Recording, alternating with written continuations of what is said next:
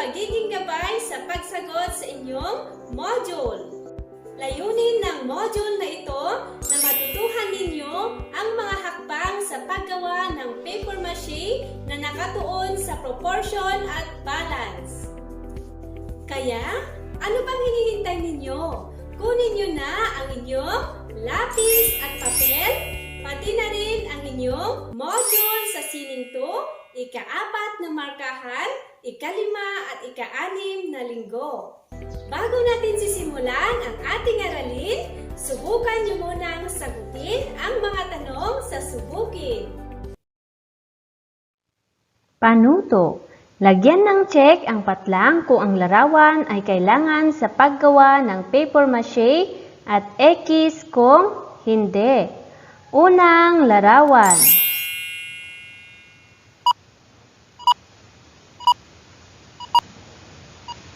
Pangalawang larawan.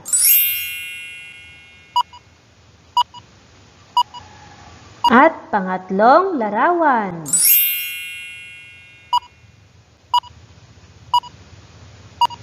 Tingnan natin kung tama ang iyong mga sagot. Ang sagot sa unang bilang ay check. Pangalawang bilang check. At pangatlong bilang check. Nakuha niyo ba lahat ang tamang sagot? Magaling! Ngayon, upang malaman ko kung talagang naaalala niyo pa ang huli nating aralin, ito ang inyong gagawin. Napag-aralan ninyo sa ating nakaraang aralin ang mga halimbawa ng 3-dimensional o 3D graph. Ang mga 3D graph ay nagpapakita ng lapad, taas at kapal. Ngayon, sagutin na ninyo ang mga tanong. Tingnan ang bawat larawan. Isulat ang 3D sa patlang kung ang larawan ay 3-dimensional at 2D kung ang larawan ay 2-dimensional. Unang larawan.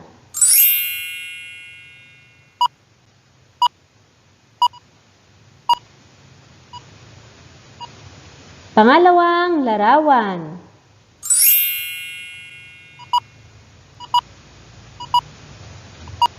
At pangatlong larawan.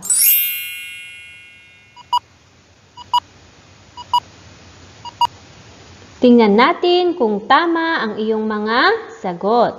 Ang sagot sa unang bilang ay 3D. Pangalawa, 3D. At pangatlong bilang 3D. Nakuha niyo ba lahat ang tamang sagot? Magaling! Alam kong handa na kayo sa bago nating aralin. Ating basahin at unawain ang maikling tula mula sa tuklasin. Halina't gumawa ng laruan. Lumang papel ang ating kailangan. Ito ay tiyak mong magugustuhan. Handa ka na ba, aking kaibigan? Tawagin mo si ate o si kuya upang ikaw ay kanilang tulungan. Paggawa ng mga hayop na laruan, siguradong iyong kawiwilihan. Narito ang mga tanong na inyong sasagutin mula sa tula. Ano ang tinutukoy na laruan sa tula? Ano ang kailangan sa paggawa ng laruang hayop? Paano kaya ito gagawin? Ang paper mache ay isang pinagsama-samang material na binubuo ng mga papel kung minsan ay pinalakas ng mga tela na pinagsasama gamit ang isang pandikit o almirol.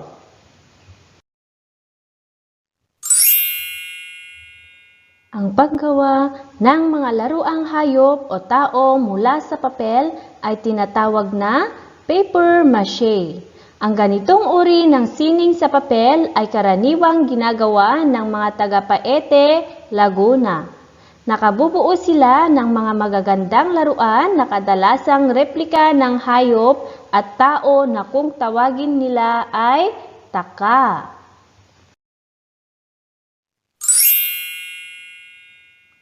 Ang paper mache ay isang halimbawa ng three-dimensional craft. Ito ay isang katutubong sining na gawa mula sa mga papel gaya ng lumang dyaryo o magasin. Ginagamitan ito ng balangkas upang mapanatili ang kanyang hugis. Ang balangkas ay karaniwang kawad o mapapayat na piraso ng kawayan.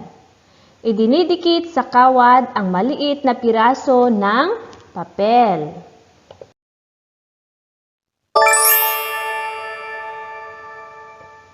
Pinatutuyong mabuti sa init ng araw hanggang sa ito ay tumigas at pinipintahan ng iba't ibang kulay.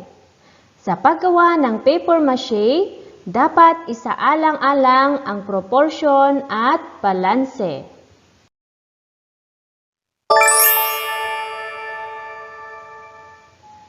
Proportion ang tawag sa tamang sukat ng bawat bahagi. Kabilang dito ang relasyon ng laki ng isang bahagi sa kabuuan at sa bawat isa.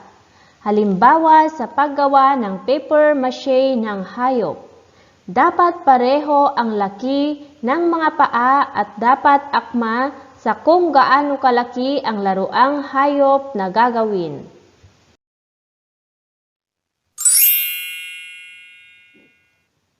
Balanse naman ang tumutukoy sa prinsipyo ng disenyo na may kinalaman sa wastong pagtitimbang-timbang.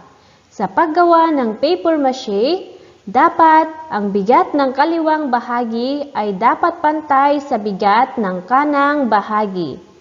Mahalagang tandaan ang proporsyon at pagiging balanse ng paper mache upang ito'y makatayong mag-isa. Upang mas maunawaan pa ninyo ang ating aralin, pag-aralan natin mula sa pagyamanin, pinatubayang gawain 1, ang mga hakbang sa paggawa ng paper mache gamit ang lobo at kinupit na papel. Paggawa ng paper mache gamit ang lobo at kinupit na papel. Narito ang mga hakbang na dapat sundin sa paggawa ng paper mache gamit ang lobo at kinupit na papel. Unang hakbang. Ihanda lahat ng mga kakailanganin sa paggawa ng paper mache, gaya ng lobo, mga lumang papel, pandikit, paintbrush o pintura. Pangalawang hakbang, hipan ang lobo at ihugis na parang hayop.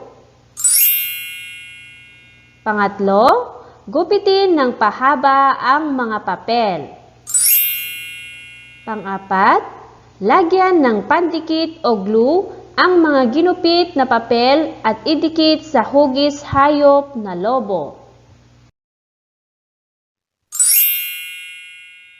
Pang-limang hakbang, ulitin ang pang-apat na hakbang hanggang kumapal.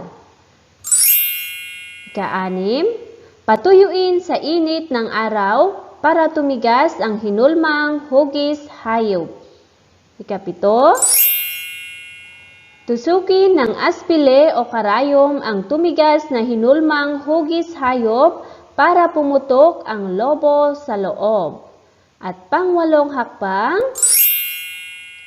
lagyan ng angkop na kulay ang hugis hayop gamit ang pintura o acrylic. Ngayong natutuhan na ninyo ang mga hakbang sa paggawa ng paper mache gamit ang lobo at kinupit na papel, alam kong handa na kayo upang gawin ang gawain sa pagtatasa 1. Panuto. Ayusin ang mga hakbang sa paggawa ng paper mache ayon sa wastong pagkakasunod-sunod. Lagyan ng bilang 1 hanggang 8 ang patlang. Babasahin ko muna ang mga pangungusap. Gupitin ng pahaba ang mga papel. Patuyuin sa init ng araw para tumigas ang hinulmang hugis hayop. Ulitin ang pang-apat na hakbang hanggang kumapal. Tusukin ng aspile o karayom ang tumigas na hinulmang hugis hayop para pumutok ang lobo. Ihanda lahat ng mga kakailanganin sa paggawa ng paper mache. Lagyan ng pandikit o glue ang mga ginupit na papel at idikit sa hugis hayop na lobo. Lagyan ng angkop na kulay ang hugis hayop gamit ang pintura o acrylic. Hipan ang lobo at ihugis na parang hayop.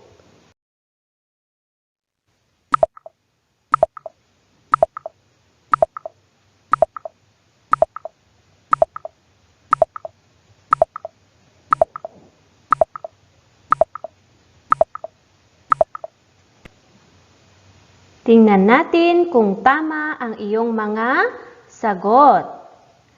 Unang hakbang. Ihanda lahat ng mga kakailanganin sa paggawa ng paper mache. Pangalawang hakbang. Hipan ang lobo at ihugis na parang hayop. Pangatlo. Gupitin ng pahaba ang mga papel. Pang-apat, lagyan ng pandikit o glue ang mga ginupit na papel at idikit sa hugis hayop na lobo. Pang-lima, ulitin ang pang-apat na hakbang hanggang kumapal. Pang-anim, patuyuin sa init ng araw para tumigas ang hinulmang hugis hayop. Pang-pito, tusukin ng aspile o karayom ang tumigas na hinulmang hugis hayop para pumutok ang lobo. At pang-walong hakbang, lagyan ng angkop na kulay ang hugis hayop gamit ang pintura o acrylic. Bilangin mo nga kung ilan ang nakuha mo. Ulitin mo nga ng malakas. Para sa malayang gawain, ating pag-aralan ang mga hakbang sa paggawa ng paper mache gamit ang kawat o alambre at tiniktik na papel. Paggawa ng paper mache gamit ang kawad o alambre at tiniktik na papel. Unang hakbang. Gumawa ng balanggas na hugis ng isang hayop sa pamamagitan ng alambre o binalumbong na dyaryo. Talian ang bahagi ng katawan upang mapanatili ang hugis. Punit-punitin ng maliliit ang lumang dyaryo at ibabad sa tubig ng magdamagan. Pang-apat na hakbang, hanguin ang ibinabad na dyaryo. Pigain at pagkatapos ay diktikin at ilagay sa isang lagayan. Pang-lima, pagsamahin ang diniktik na dyaryo at pandikit at haluin.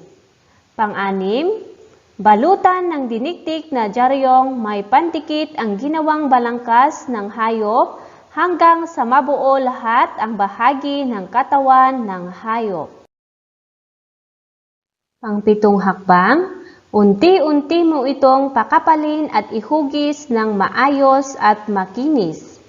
Pang-walo, patuyuin sa init ng araw ang hinulmang hayop para tumigas. At panghuling hakbang, kulayan ng angkop na kulay gamit ang pintura o acrylic paint. Ngayon, gawin na ninyo ang gawain sa malayang pagtatasa. Panuto. Gumawa ng paper mache ng hayop na nais mo gamit ang kawad o alambre at tiniktik na papel. Gamitin ang rubrics sa paggawa ng paper mache. Narito ang rubrics na magsisilbing gabay ninyo sa paggawa ng inyong gawain. Aking babasahin ang mga kriteria. Una, gumawa ako ng pormang hayop na ang ginamit ay kawad at tinikdik na papel. Pangalawa, sinunod ko lahat ng mga hakbang. Pangatlo, may tamang balanse ang aking likhang sining. Pang-apat, may wastong proporsyon ang aking likhang sining. Panglima, nakakatayo ng mag-isa at maayos ang ginawa kong paper mache.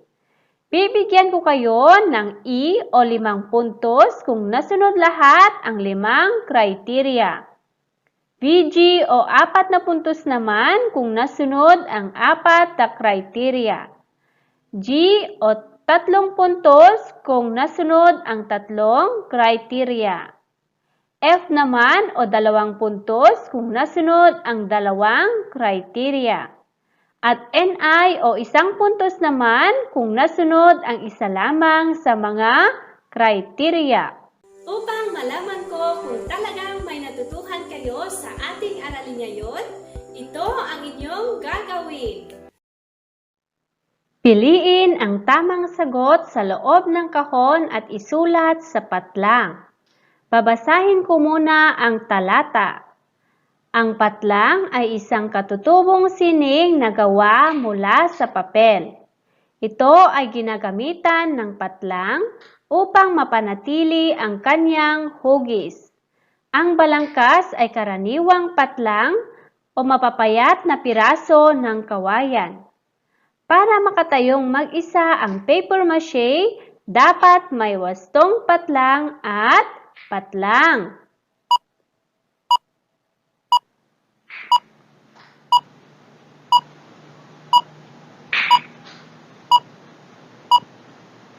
Ating iwawasto ang iyong mga sagot. Ang tamang sagot sa unang bilang ay paper mache. Pangalawang bilang, balangkas. Pangatlo, kawad o alambre. Pang-apat, balanse. At panglima, proportion. Magaling! Alam kong handa na kayo sa susunod nating gawain. Panuto. Isulat sa patlang ang tama kung wasto ang isinasaad ng pahayag at mali kung hindi wasto. Babasahin ko muna ang mga pangungusap bago kayo sumagot. Unang bilang. Ang mga patapong bagay gaya ng lumang papel ay may kabuluhan din minsan. Pangalawa, magtrabaho ng maayos at huwag maingay. Pangatlo, manatili sa malinis na lugar lamang kung nagpipintura para malinis ang gawain. Pang-apat na bilang, ibalik o iligpit ang mga kagamitang hindi nagamit sa tamang lalagyan o lugar. At panglimang bilang, huwag nang linisin ang lugar na pinagtrabahuhan pagkatapos ng gawain.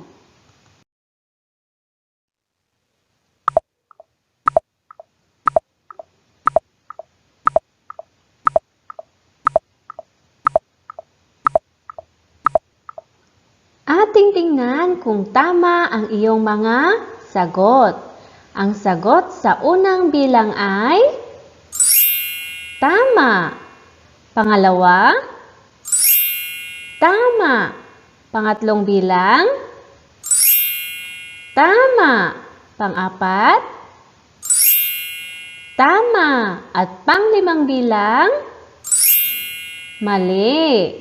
Bilangin mo nga kung ilan ang nakuha mo.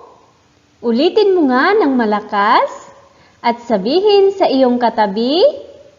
Sige nga, kung talagang naintindihan ninyo ang ating aralin ngayon, piliin ang letra ng tamang sagot at bilugan. Unang bilang, ano ang tawag sa katutubong sining na yari sa papel? A. 2D craft, B. 3D craft, C. Paper mache. D. Proportion.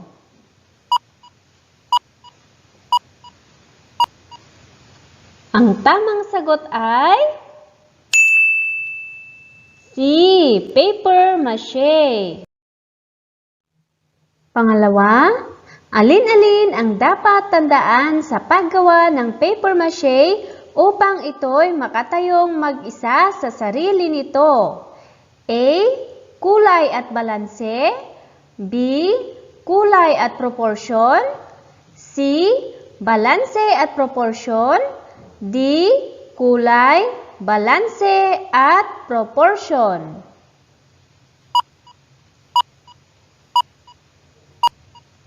Ang tamang sagot ay C. Balanse at proportion. Pangatlo, ito ay ang tamang sukat ng bawat bahagi ng likhang sining. A. Kulay. B. Balanse. C. Proportion. D. Wala sa nabanggit.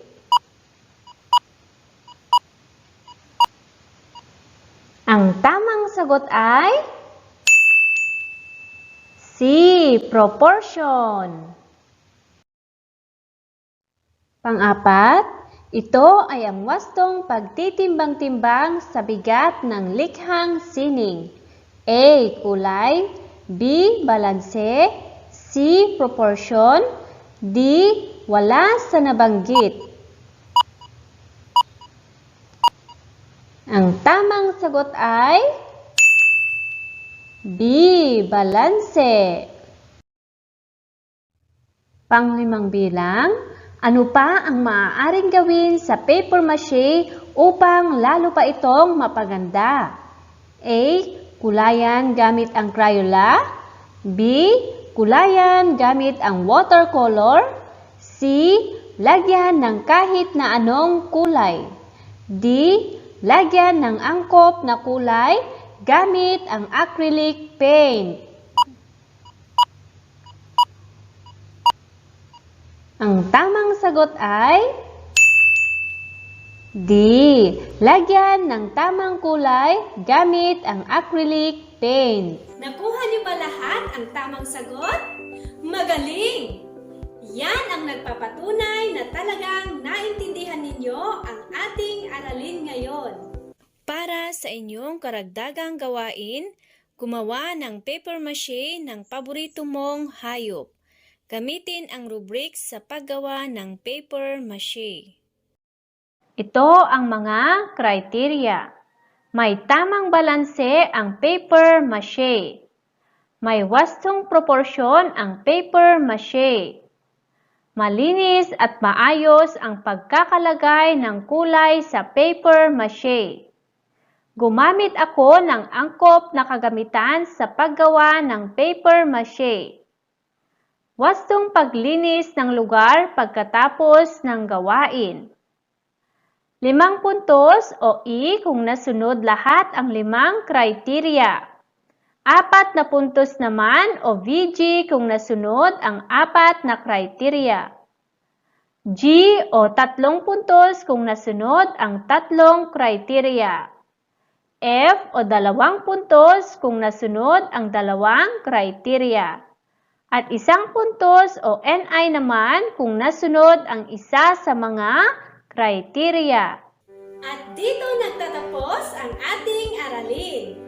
Sana'y marami kayong natutuhan. At muli, ako si Teacher Mylene. Maraming salamat!